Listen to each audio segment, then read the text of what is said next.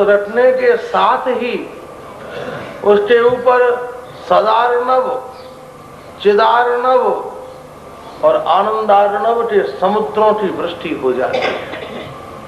बड़ी बड़ी निर्विकल्प समाधियों में जहां सद, चिद और आनंद की बूंद नहीं मिलती थी, श्री ब्रज में प्रवेश करते ही यहाँ पर जहां उसकी बूंद उपलब्ध नहीं थी, वहां पर आनंद के समुद्रों की बरसात हो जाती है। आनंद के मंडल दिव्य समुद्र उसके सौभाग्य की भूमि के ऊपर बरस जाते हैं, परिवर्षित हो जाते हैं। इसलिए यत्राह प्रविष्टति सटलोपि जंतु आनंद सच्चित घनतामुपैति, अपूर्व भाव से मंडल दिव्य आनंद की मंडल धारा प्रवाहित हो जाती है। इसलिए वृंदावन क्या है? वृंदावन रस पीठ है, मथुरा तत्व पीठ है। तत्व के द्वारा ही, आत्मचिंतन के द्वारा ही संशय और भय से मुक्त हुआ जा सकता है। भय से कौन मुक्त कर सकता है? चाहे कितनी भी मिलिट्री खड़ी हो, चाहे कितने भी साधन हो, चाहे कितने भी उपाय उद्यम हो, चाहे कितने भी आयासक प्रयास हो, किंतु मनुष्य उस भय से कब निवृत्त हो सकता है? जब स्वयं वह तत्व का चिंतन करे, उसके मन में निर्भयता का स्वभाव प्राप्त हो। अन्यथा कितने भी उसके पास साधन हो, उपाय हो, वृत्तियां हो, किंतु उससे निर्भय होना संभव नहीं है। बहुत बड़ा राजा था, अपार उसके पास संपदा, बहुत बड़ा उसका महल, लेकिन भय में रहता था। उसने सोचा कि मेरे महल के 4 दरवाजे हैं, चारों के ऊपर, इनसे मना करो, ये बात करना बंद करें, मोटर बंद कर दें इस समय बिल्कुल। 4 दरवाजे थे और उसने सोचा चारों दरवाजों के ऊपर सुरक्षा व्यवस्था रखना बड़ा कठिन काम है, इसलिए एक दरवाजा बंद करा दिया जाए तो 3 पर सुरक्षा व्यवस्था बहुत अच्छी की जा सकती है।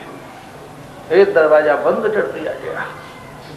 थोड़ी देर में और वो भयभीत हुआ, बोले भैया 3 भी ज्यादा हैं, अगर एक और बंद कर दिया जाए तो 2 से काम चल जाएगा। महाराज एक दरवाजा और बंद कर दिया, इतने बड़े साम्राज्य के केवल 2 दरवाजे रह गए।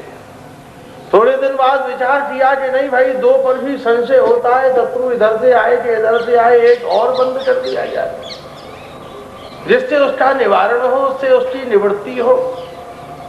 महाराज एक दरवाजा और बंद कर दिया गया, केवल एक दरवाजा ही शेष रह गया।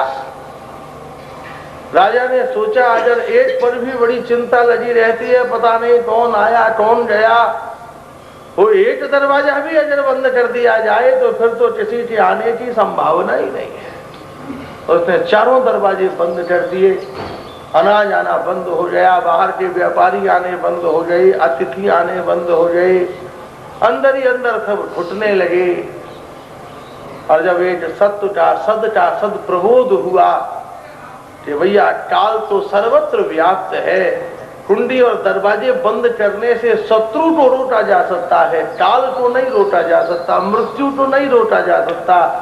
और उसने चारों दरवाजे खोल दिए और वह निर्भय हो गया। मनुष्य की भी यही वृत्ति है, यही सत्व है, उसका नैसर्गिक यही स्वभाव है। वो नाना प्रकार की असदश्रय में समुदित समुपस्थित होता है। अनेक भय, अनेक संशय, अनेक मान्यताएं उसकी वृत्ति को आक्रांत कर देती हैं।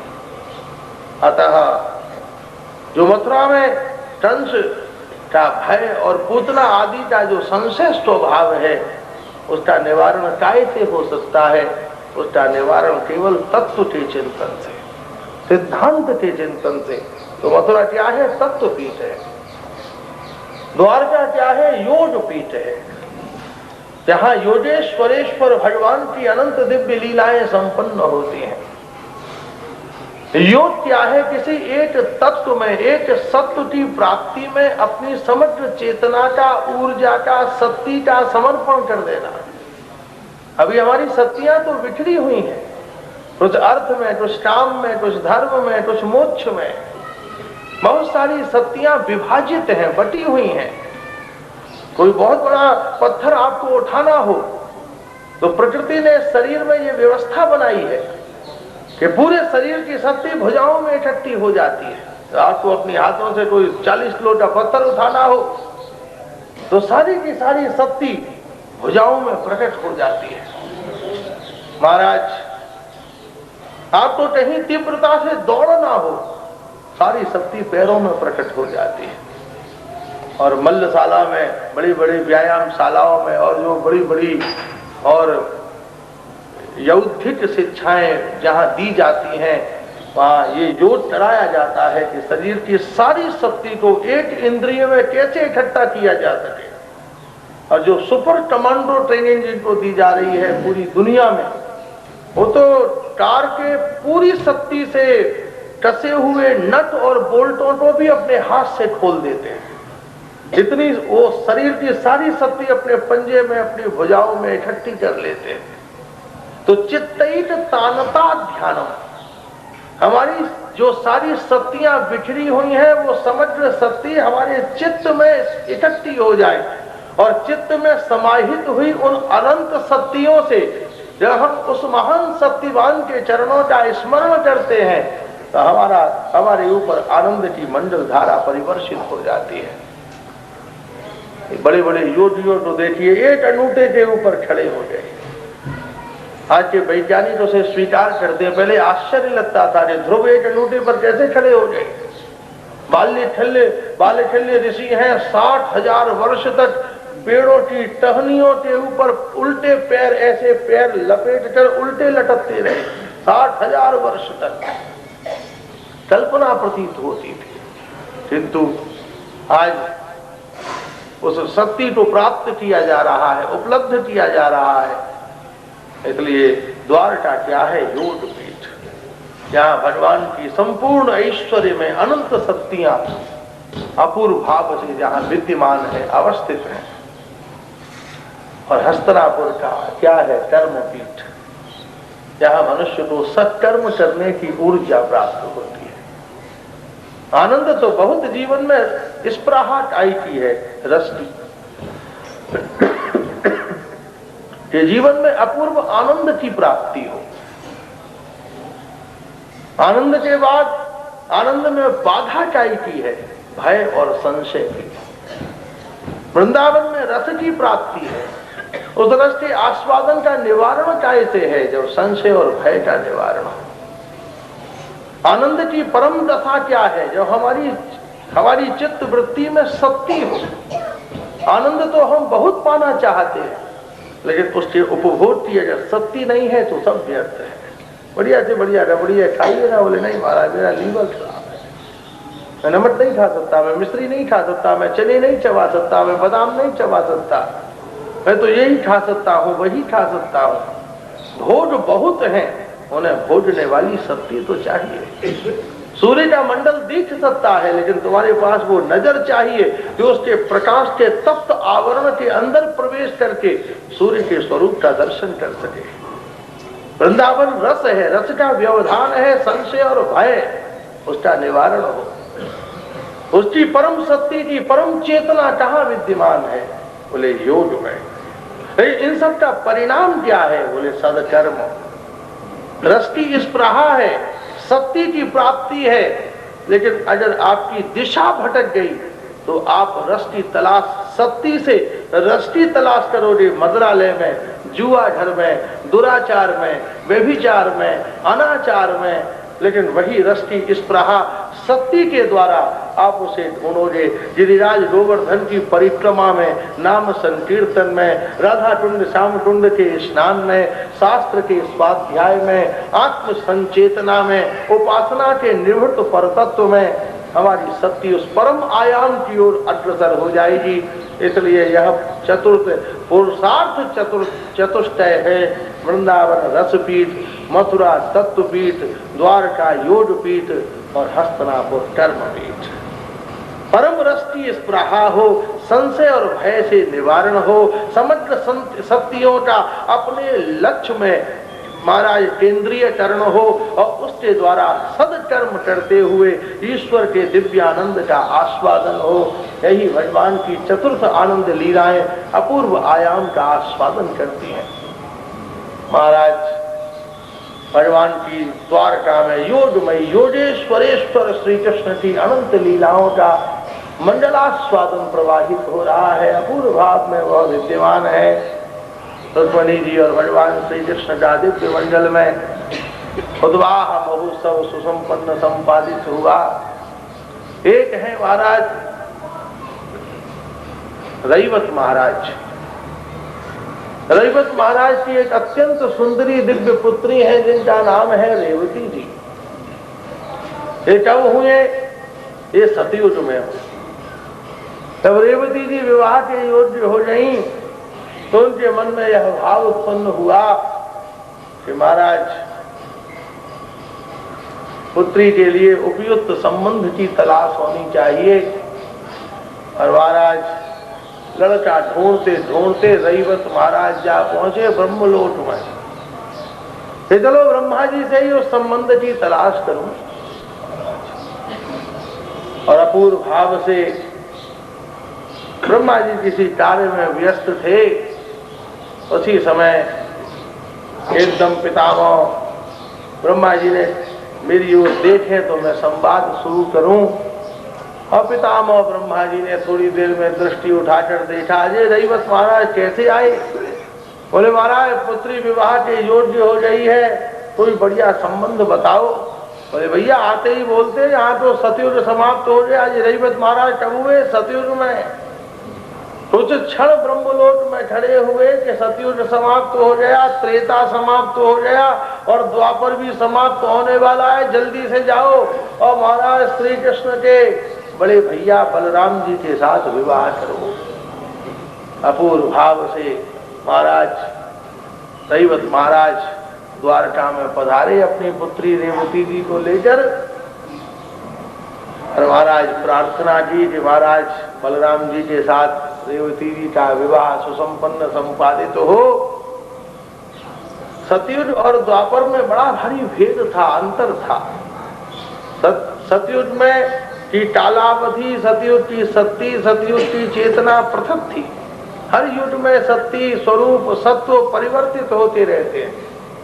सतयुग का परिवेश पृथक था, अलग था।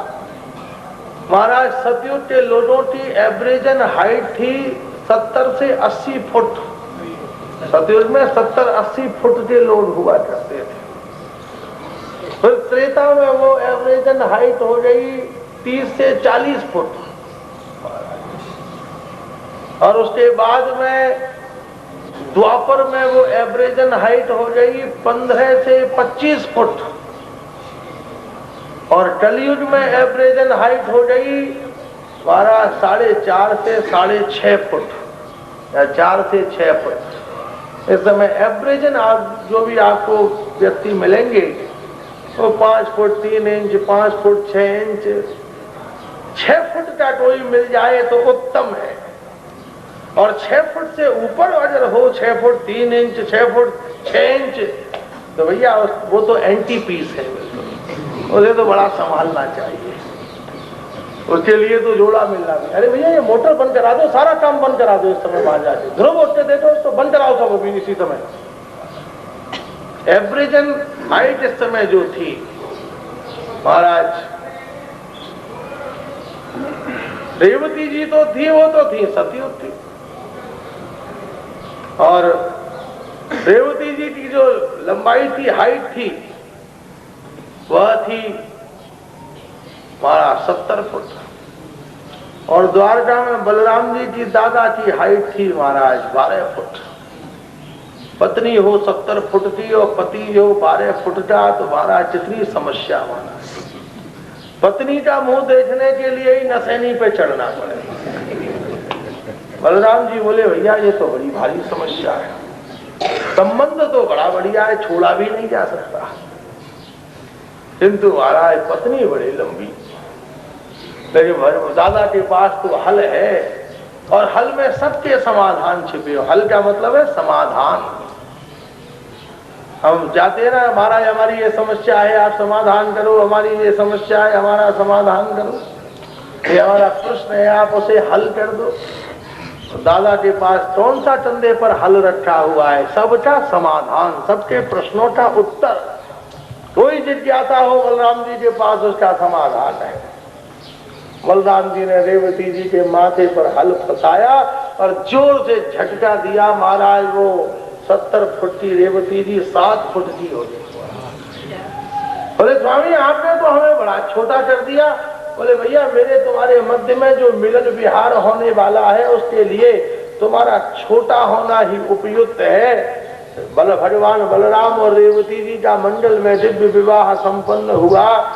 महाराज कोई पति पत्नी अंतः कक्ष में बैठे हों, कोई बाहर से झांके तो इससे बड़ी अतुलीनता, इससे बड़ी अशिष्टता, अभद्रता कोई दूसरी हो सकती है। लेकिन भगवान बलराम और रेवती अपने अंतः कक्ष में जब प्रवेश करते हैं तो सप्तर्षि आकाश से धरती पर उतर आते हैं। महाराज अपनी मोहशियों को लेकर श्री कृष्ण आ जाते हैं, उद्धव आ जाते हैं, अक्रूर आ जाते हैं, नारद आ जाते हैं, सनकादिक आ जाते हैं, दुर्वासा आ जाते हैं और सारे संत। कोई महाराज जंगले में खड़ा है, कोई छेद में से झांक रहा है, कोई कान लगाकर सुन रहा है। अरे भैया पति पत्नी अंदर बैठे हैं और ये बड़े बड़े योगी अंदर झांक रहे हैं, अंदर क्या हो रहा है? तो अंदर झांक कर देखा कि जिन रात्रियों में भोजी भोज में निपतित होते हैं, उन्हीं रात्रियों में आंखों से आंसू बहाते हुए भगवान बलराम कृष्ण कथा कह रहे हैं और उनके चरणों में बैठकर साध्वी रेवती श्रवण कर रही हैं। कैसे दिव्य पति पत्नी हैं जिनके मध्य में देह विहार, देह रमण नहीं होता, ब्रह्म रमण होता है, ब्रह्मानंद का आस्वादन होता है, ब्रह्मश्रेय की परिपूर्णता सुसंपन्न संपादित होती है। महाराज एक अपूर्व भाव का सतोदय अपूर्व भाव से विद्यमान है, अवस्थित है। महाराज रेवती जी और भगवान बलराम का मंडल में विवाह हुआ। एक है सत्राजित महाराज, भगवान सूर्य की उपासना करके इनको एक समंतक मणि मिली। उस समंतक मणि का ये प्रभाव था, प्रसाद था कि ये 1.25 मन स्वर्ण रोज देती थी। एक दिन भगवान ने रैवत महाराज के सामने यह प्रस्ताव रखा। उससे बड़े रुष्ट हो गए कि भाई तुम हमसे हमारी मणि छीनना चाहते हो, लेना चाहते हो। महाराज घर जाकर वह मणि खूंटी पर टांगी। उनका एक छोटा भाई था प्रसेन, वो उस मणि को पहनकर शिकार खेलने जंगल में गया। देवता के प्रसाद के आश्रय में कोई अपराध करे तो दंड मिलना तो बहुत आवश्यक है। धर्म में, सत्य में, भगवान के चरणों में श्रद्धा न करने वाला अपराधी हो तो ये तो स्वाभाविक है। और महाराज नीति कहती है कि क्षम्य भी है, क्षमा के योग्य है, लेकिन धर्मवान होकर, शास्त्रज्ञ होकर अगर अपराधी करे, अपराध करे तो अक्षम्य है, जानबूझकर, जानते हुए। ब्रह्मा जी स्वयं कह रहे हैं कि जो अज्ञानी हैं उनके उद्धार का तो बहुत से उपाय हैं, लेकिन जो ज्ञानी होकर दुराचारी हैं उनके कल्याण के तो सारे रास्ते बंद हो जाते हैं। रावण ज्ञानी होकर दुष्ट है, दुराचारी है, अभिमानी है, अत्याचारी है। महाराज ये प्रसेन मणि पहनकर चला। ये सिंह ने इस पर आक्रमण कर इसको मारकर मणि ले ली। वहीं से जामवंत जी जा रहे थे, उन्होंने मणि लेकर अपनी पुत्री जामवंती जी को दे दी। सत्राजित महाराज ने चारों तरफ घोषणा कर दी, भैया हमारी मणि नहीं मिल रही, और मणि पर श्री कृष्ण की कुदृष्टि थी। और आप तो उनकी आदत जानते हो, बचपन से ही चोरी चकोरी की आदत तो थी। भक्तों के मध्य में की हुई लीला का आज व्यवहारिकों ने कैसा दुरुपयोग कर डाला। भगवान इतने मजबूर हो गए कि उन्होंने प्रतिज्ञा की कि जब तक मणि प्राप्त नहीं करूंगा वापिस द्वारका नहीं आऊंगा। चले मरा हुआ प्रसेन मिला, जामवंत जी की गुफा में जा पहुंचे और जब मणि की याचना की तो जामवंत जी में और भगवान श्री कृष्ण में 28 दिन तक बड़ा भारी मल्ल युद्ध हुआ। ये जामवंत जी कौन है? जो रामावतार में थे, जिन्होंने हनुमान जी को बल का स्मरण कराया। जामवंत जी थे बड़े बलवान पौरुष संपन्न, किंतु महाराज जब सारे वानर समुद्र तट पर निराश हो गए, कोई कहता मैं 10 योजन कूद सकता हूँ, कोई बोला 20, कोई बोला 30, अंडर बोला जा तो सकता हूँ लेकिन लौट कर वापिस नहीं आ सकता। जामवंत बोले भैया तुम मत जाओ, मैं ही कूदता हूँ। वानरों ने कहा बाबा बूढ़े हो गए हो, आप थोड़ा तसल्ली रखो, जल्दी जोश में मत आया करो। वैसे तो बूढ़ा दिन में 10 बार कहता रहे कि मैं तो बूढ़ा हो गया हूँ, मैं तो बूढ़ा हो गया हूँ, लेकिन सामने वाला अगर कोई कह दे कि भाई तुम तो बुढ़े हो गए, तो फिर बाजार से ठिजाब लाकर लगा लेता है। हम खुद बोले वो ठीक है, तुम कैसे बोल सकते हो कि बुढ़े हो गए। जामवंत जब भगवान ने कुंभकर्ण का वध किया, क्योंकि सारी वानर सेना भयभीत हो गई पर्वताकार विशाल कुंभकर्ण को देखकर। भगवान ने कहा हनुमान जी आपने जो लंका का वर्णन किया, उस वर्णन में इस जिनावर की तो चर्चा ही नहीं हुई कुछ बात। हनुमान जी बोले भगवान इससे तो मेरी भी मुलाकात नहीं हुई, पता नहीं ये कहाँ सोया हुआ था। अरे इससे कौन विजय प्राप्त कर सकता है। हनुमान जी मुष्टि प्रहार करते थे, कुंभकर्ण हंसता था। अच्छा तुम ही हो पवन पुत्र, ये घूंसे मार रहे हो कि फूल बरसा रहे हो, जरा जोर से मारो। लखनलाल जी आए, बाणों की वर्षा कर दी, कुंभकर्ण तीर पकड़ लेता पुष्कार का। जय हो तुम्हारा, वाह वाह वाह, तुम्हारा पौरुष प्रशंसनीय है। इस अवस्था में होकर ऐसे तीर चलाते, और जोर से चलाओ, और जोर से चलाओ, शाबाश शाबाश। इस छाटू वंश के कुमार हो, बड़ा दिव्य वंश है तुम्हारा। महाराज बहुत देर तक सुग्रीव आया, बोले तू मुझसे क्या लड़ेगा, जा किष्किंधा पर शासन कर। सारी वानर सेना भयभीत हो गई, भैया इससे कौन युद्ध कर सकता है।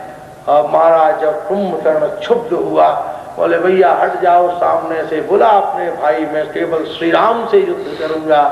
और जब श्री राम और कुंभकर्ण का युद्ध हुआ, आकाश देवताओं से भर गया। ऐसा अद्भुत युद्ध पृथ्वी पर नहीं हुआ। भगवान के अपौरुषेय पौरुष का दर्शन हुआ। दोनों भुजाएं कुंभकर्ण की काट दी, उसका मस्तकोच्छेदन कर दिया, और कुंभकर्ण का विशाल शरीर जब जमीन पर गिरा, सब जय जयकार करने लगे, जय हो जय हो जय हो। महाराज जामवंत आनंदित हो उठे, जय हो भगवान जय हो। दास के मन में ये वासना पैदा हो गई है कि आखिर मेरे स्वामी में बल कितना है। आपके बल की कोई सीमा ही नहीं, कोई था ही नहीं, मैं आपकी था लेना चाहता हूँ। इसलिए कृपा करके महाराज मुझसे कुश्ती लड़ो। बहुत से चेला भक्त होते हैं जो अपने गुरु से ही कुश्ती लड़ने को तैयार है। महाराज ये भी ऐसा ही था। महाराज बोले मुझसे युद्ध करो। भगवान ने कहा इस समय तो युद्ध ठीक नहीं है, समंतक मणि के प्रसंग में आएंगे तब महाराज युद्ध करेंगे। 28 दिन तक जामवंत जी से बड़ा प्रचंड युद्ध हुआ, और अंत में भगवान ने एक मुष्टि प्रहार किया। जामवंत मूर्छित होकर गिर पड़े, और जब होश आया तो देखा सीताराम जी सामने खड़े हुए हैं। जय हो भगवान, बड़ा अद्भुत स्वरूप आपने धारण किया है। महाराज उस परम श्रेय से आपकी परिपूर्णता उपादेयता समुदित है, समुपस्थित है। महाराज अपूर्व भाव से जामवंती जी और श्री कृष्ण का मंडल में विवाह हुआ। मणि लेकर भगवान द्वारका वापस लौटे। वीर पुरुष, सत्यवान पुरुष के जीवन का यही सुलक्षण है, और दुष्ट पुत्र का यही लक्षण है कि सद व्यक्ति बड़े से बड़े संकट में, बड़ी बड़ी विपदा में, बड़े बड़े कष्ट में, लेकिन महाराज उसका अंत इतना उज्जवल होता है कि उसी के चरित्र से इतिहास बन जाते हैं। और दुष्ट के जीवन में हो सकता है मकान मिल जाए, वैभव हो जाए, कुछ सफलताएं मिल जाएं, जिंदगी के 2, 4, 5 साल वो बल पौरुष का प्रदर्शन कर दे, लेकिन उसका अंत कभी भला नहीं हो सकता। उसका जीवन संकट में ही रहेगा, कष्ट में ही रहेगा। श्री कृष्ण के ऊपर टलंट लगा कि मणि चुराई है, लेकिन जब वो टलंट हटा तो एक मणि ढूंढने गए थे, दो मणि प्राप्त हो गई। समंतक मणि भी मिल गई और महाराज जामवंती रूपी मणि भी प्राप्त हो गई। सत्राजित महाराज को जब पता चला तो श्री कृष्ण से अपना मधुर संबंध स्थापित करने के लिए उन्होंने अपनी पुत्री, जो साक्षात पृथ्वी का स्वरूप है, सत्यभामा जी का विवाह भगवान के साथ संपन्न कर दिया। जब साक्षात जमुना जी तप कर रही थी, कालिंदी जी के साथ भगवान का विवाह हुआ। दक्षिण की राजकुमारी लक्ष्मणा जी के साथ भगवान का विवाह हुआ। सैप्या जी के साथ भगवान का विवाह हुआ। ठाकुर ने भी कोई ऐसा प्रदेश न छोड़ा जिसकी सर्वोत्तम सुंदरी से विवाह न किया हो। भौमासुर का वध करके उसके कारागार में बंदी 16,100 कन्याओं को मुक्त किया और महाराज सत्यभामा जी ने आशीर्वाद दिया कि जाओ तुम सब श्री कृष्ण प्रिया हो जाओ, और भगवान के मंडल में 16,108 उत्तम विवाह संपन्न हुए। ये 16,108 कौन सी किरणें हैं? तो बोले श्री राधा रानी की नखमणि में जो विलास करती हैं। जैसे सूर्य के उदित होते ही अनंत किरणें प्रकट हो जाती हैं, सूर्यास्त होते ही उसमें समा जाती हैं, ऐसे ही प्रिया जी जब अपनी लीला का विलास करती हैं तो उनकी नखमणि से अनंत देवियां प्रकट हो जाती हैं। लीला का जब संवरण होता है तो उसी में ही समा जाती हैं। और एक बार उन समग्र देवियों ने यह प्रार्थना की कि भगवान हम एक बार स्वतंत्र आपकी पत्नी होकर आपकी लीला का आनंद प्राप्त करें। भगवान ने आशीर्वाद दिया और 16,108 कृपा किरण द्वारका में महर्षियों के रूप में प्रकट हुई। हमारा श्री कृष्ण के साथ उनका विवाह संपन्न हुआ। सत्यभामा जी कौन है? सत्यभामा जी है महाराज बामा नायिका। और रुक्मणी जी कौन है? रुक्मणी जी है दक्षिणा नायिका। बामा नायिका कौन है? दक्षिणा नायिका कौन है? जिसके सामने पति हाथ जोड़कर खड़ा रहे, जी हाँ जो आ गया। और दक्षिणा नायिका कौन है? जो पति के सामने हाथ जोड़कर खड़ी रहे, जी हाँ जो आ गया। बामा नायिका के सामने पति हाथ जोड़कर खड़ा रहता है और दक्षिणा नायिका पति के सामने हाथ जोड़कर खड़ी रहती है। तो रुक्मणी जी तो श्री कृष्ण के सामने हाथ जोड़कर खड़ी होती हैं और श्री कृष्ण सत्यभामा जी के सामने हाथ जोड़कर खड़े होते हैं। एक दिन देवर्षि नारद कल्प वृक्ष का एक पुष्प ले आई, वो दे दिया रुक्मणी जी को। पहुंच गए सत्यभामा जी के पास, बोले देवी क्षमा करें, आज मुझे पता चला कि श्री कृष्ण तुमसे प्रेम नहीं करते। सत्यभामा जी बोली क्या बकते हो बाबा? बोले मैं सत्य कहता हूँ। मैं तो बाबा जी मुझे स्वर्ग के बगीचे में जाने की क्या जरूरत थी, मैं तो सुंदर फूल लाया। सामने मिल गए, भगवान ने कहा चलो रुक्मणी को दे दो। मैंने कहा मैं सत्यभामा जी के लिए लाया हूँ। नहीं सत्यभामा छोड़ो, रुक्मणी को दे दो। सत्यभामा जी तो बड़ी क्षुब्ध हो गए और सत्यभामा जी भगवान रूप गोस्वामी पाद ने भगवान का एक बड़ा मधुर नाम रखा, मान विमोचन पंडिता। भगवान कौन है? बोले मान विमोचन करने में पंडित है। जैसे छोटा सा बच्चा मान करता है, मैया से खिलौना दे देती है, पिता उसकी बातें पूरी कर देते हैं, ऐसे ही हम भी देखें तो संसार के हिसाब से भले ही वृद्ध हो गए हो, 50 साल के, 30 साल के, 80 साल के, लेकिन वृत्ति से देखें तो शिशु ही हैं। किस किस पर मचल रहे हैं, किस किस पर चंचल हो रहे हैं। ऐसी गाड़ी मिल जाए, ऐसा मकान बन जाए, पुत्र ऐसा पढ़ ले, ऐसा कितनी मन के अंदर। छोटे बच्चे थे तो खिलौनों पर रीझते थे, बड़े हो गए तो जरा खिलौने भी बड़े हो गए। खिलौने हो गए महाराज लोहे के, सोने के, हीरों के, चांदी के। दशा वही रही महाराज। बचपन में हम बच्चों के मान पूर्ण करते थे, बड़े होने पर आज तक ठाकुर हमारा भी मान पूर्ण कर रहा है। ठाकुर कितने करुणा में है, जो कपड़ा पसंद हो सोई मिल जाता है, जैसा भोजन चाहो प्राप्त हो जाता है, जो सुविधा चाहिए ठाकुर दे रहा है।